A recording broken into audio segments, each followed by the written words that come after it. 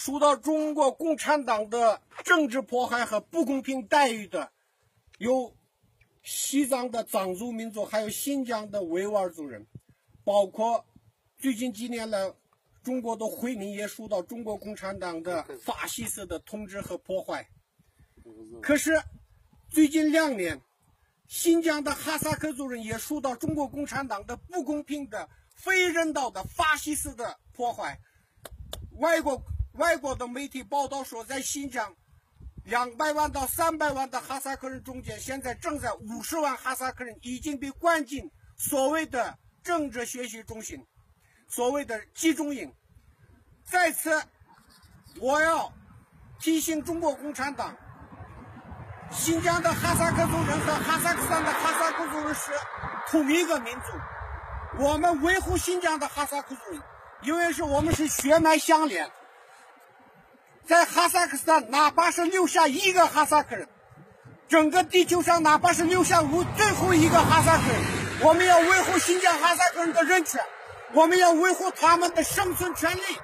所以我要求，在此我们要求中国共产党立即停止对哈萨克人的破坏，立即停止对哈萨克人的政治的法西斯的统治，要让他们合法的、公平的、平等的生存，给他们权利，给他们一个人的一个和平的公民的权利。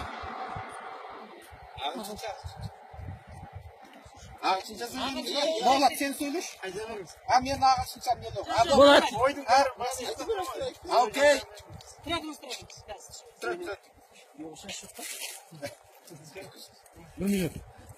Polat söylesen de sonra.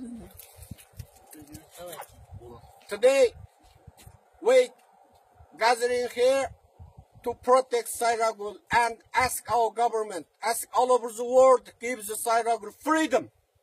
Because Sayragul is Kazakh. Her nation is Kazakh. We know now 500,000 Kazakh people in jailed in re-educational camp in China, in Xinjiang. These people, 500,000 people jailed in re-education camp, it is unlawful, it is unfair. So, we protect Sayragul. Sayragul is only one people who escaped from the fascist Chinese government. So, we tell her, at least one Kazakh living in Kazakhstan, we protect all of the Chinese Kazakhs. So who Kazakhs living at Xinjiang, they are our brothers, our relatives, our sisters, and our parents.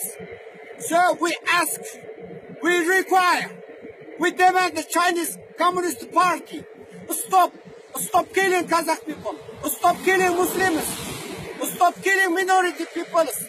It is unlawful, it is unfair and inhumanity. Stop everything to making to the Xinjiang people. Stop genocide.